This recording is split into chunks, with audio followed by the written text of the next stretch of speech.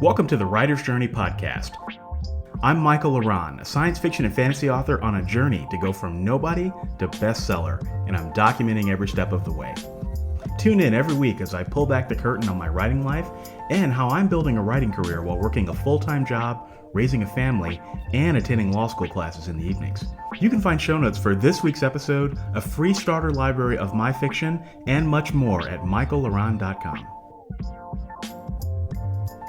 Hello and welcome to episode 68. So, hope you guys are enjoying that new intro music. Still got to figure out the levels and the content and things like, or the audio levels and things like that, but bear with me on that. But in this week, I wanted to talk a little bit about how I'm looking to the future and how I'm making sure that my content will remain on a weekly basis and on a monthly basis and on a yearly basis throughout the foreseeable future, right? Because I'm heading in the next few months into what has historically been the worst part of the year for me, and that is the fall season. So in the fall, for the last 2 years, I've had to take law classes, right? And so I don't know what it is about colleges and academics, but the fall semester is always the hardest and it's always the longest semester. I don't know why. Maybe it's just I historically tend to pick the hardest classes in the fall. I'm not sure, but so I've got to get ready for that. And the fall, usually what happens is in the beginning, the first couple weeks of class aren't too bad. They're usually pretty manageable. But then right around the middle of Halloween, or right around the middle of October into Halloween, it just becomes unbearable. And then it doesn't let up until like the middle of November, right around Thanksgiving. And so I'm preparing for that. So one of the things that I'm doing is I'm batching content. So I'm creating videos pretty far in advance. I'm creating podcast ideas pretty far in advance. I still plan to podcast weekly when I'm in class because this new format, it just doesn't quite work if you script it. But I will have some scripted stuff moving forward. But I'm trying to make sure that I have plenty of content on lock and that I've got plenty of ideas on lock so that when I sit behind the microphone and record an episode of The Writer's Journey, I always know what I'm going to be talking about, because that's how I've gotten tripped up in the past is, I won't batch my content and then I get busy with class or with work or whatever and extenuating circumstances, and then I'm scrambling to figure out what I'm going to talk about in the podcast or on my YouTube channel. And so I've learned to try to prevent that as much as possible, to always know what I'm going to be recording, either when I sit at my desk to record videos or when I sit behind the mic to record The Writer's Journey. And with The Writer's Journey, I've been pretty successful. So I'm 16 episodes in and have not missed one yet and have no plans of missing any episodes in the future. But if there's, if I had to think about all of my mistakes, and I've made a lot of mistakes in my career, a lot of mistakes in my personal career, my personal life, my professional life in insurance, and my writing life.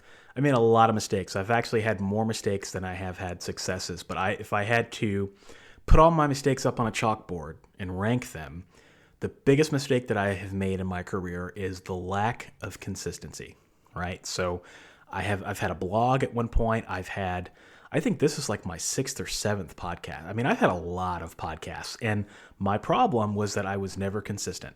So funny story. So back in the day, back in 2014, when I first started publishing, there was this trend. It was called walking podcasts. I'm curious if any of you have heard of this. So this was a thing back in the day where you would basically get like your phone or some earbuds, and you would go on a walk, or you would go to the gym, or you would drive to the gym, and you would just talk about whatever was on your mind. It was called walking podcasts. And so if you Google it, you'll see probably my friend Buddy got, and his wife, my friend Lisa got, and they were probably walking through the woods or through their neighborhood, just kind of talking about things that were on their lives. And that was what the writing community, or a subsection of us in the writing community, I think it was like 10 people. I was one of them, and they were walking podcasts, and they were fun because it was like, okay, well, I'm gonna see what Buddy's talking about today, or I'm gonna see what other people are talking about, and I'm gonna get some exercise in.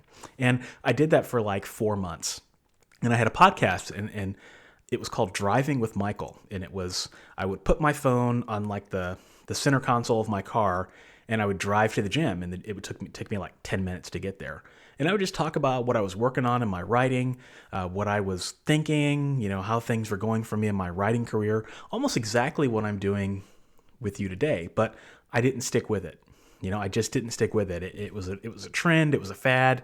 It fizzled out. And so then I had all this content to show, and I maybe had 11 people that listened to the podcast. But, I do think a lot about what would have happened if I had continued podcasting in some form, much like I'm doing now, because the writer's journey is at a point where, I get, I think it's about 1,500 or so listens per month, which shakes out to about, I'm not even going to do the math, but it shakes out to several hundred listens a week, which is fantastic. I'm excited. I like to call myself sometimes the king of small numbers, but I'm just excited that people actually tune in to listen to me every week. And I think about that podcast, and I think about when I first started blogging on michaellaron.com and how god-awful those blog posts were. I mean, I just didn't know what I was talking about. They were boring. I had no idea copywriting. I had no idea how to keep people's attention, and I didn't stick with it. I quit after like 4 months. And then I look at my YouTube channel, and there were a bunch of extenuating circumstances that were technically beyond my control, but I could have found a way to continue the videos back in 2015, and I didn't. Right. And so I've learned that hiatuses are bad, and you want to be the most boring person in the world when it comes to creating content, meaning you're going to have content every week or whatever you promise, if it's once a month, without fail, because that's what people expect. When you guys listen to podcasts, I guarantee you, if this podcast were to go on a hiatus, you probably unsubscribe from it because you expect that regularity. And I have to say that has been one of my biggest mistakes.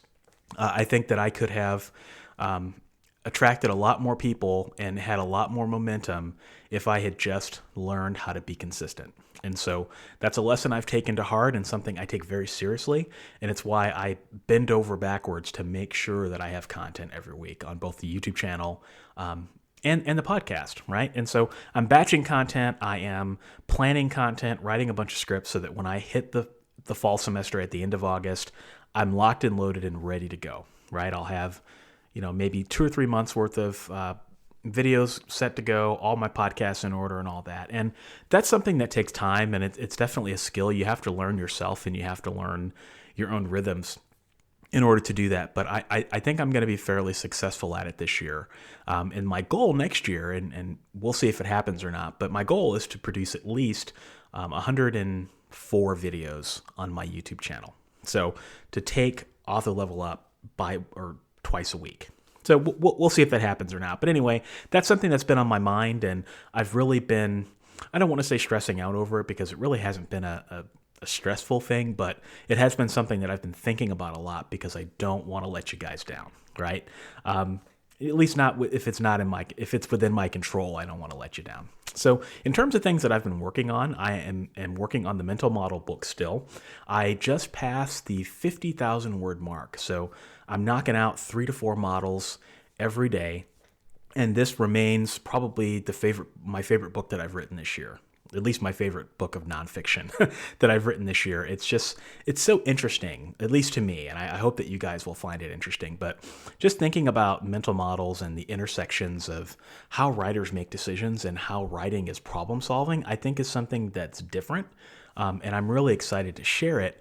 And another thing that I'm working on is figuring out how to create the audiobook version of the mental model book and the dictionary. So over the past weekend, I enrolled in a bunch of courses. I bought a bunch of books on how to narrate your own audio, watched a bunch of videos, talked to a best friend of mine who is an audio engineer, and I think I've got a working knowledge of what that's going to take. And it's going to be interesting because right now, as I record this podcast episode, my basement is all cinder block walls.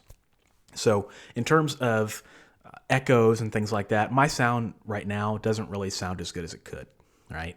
And so it's going to depend on how well I can treat this room. And it's very simple stuff that you can do that doesn't have to cost you a lot of money, but it's going to depend on how well it's going to sound when I treat the room. If it doesn't sound professional, then I'm just not going to proceed because I want the audiobook to be at least as professional as my current ones are now. Because I don't want to release a audiobook that's not professional because one, I'm in people's earbuds, and I don't want people hearing bad things and, bad things when they associate with my voice. So that's something I've been working on. And once I've got the mental models book down and make some more progress on the dictionary, once I get some feedback back from ally on that. I'm going to be in the process of learning how to record my own audio and hopefully getting at least the dictionary done before school starts. So I'm going to leave it at that for the week. I hope you all are having a phenomenal week. And for those of you who are in the United States, I hope you have a great 4th of July coming up over the next week. And I'll talk to you next week. Thanks for joining me this week. If you enjoyed this episode, you'll enjoy my backlist episodes at michaelaran.com/podcast. For your free starter library of my favorite novels, join my fan club by visiting michaelaran.com/fanclub. If you're a writer and want to connect with me further, check out my YouTube channel, Author Level Up, for helpful writing advice at authorlevelup.com. Thanks for listening, and I'll be back next week.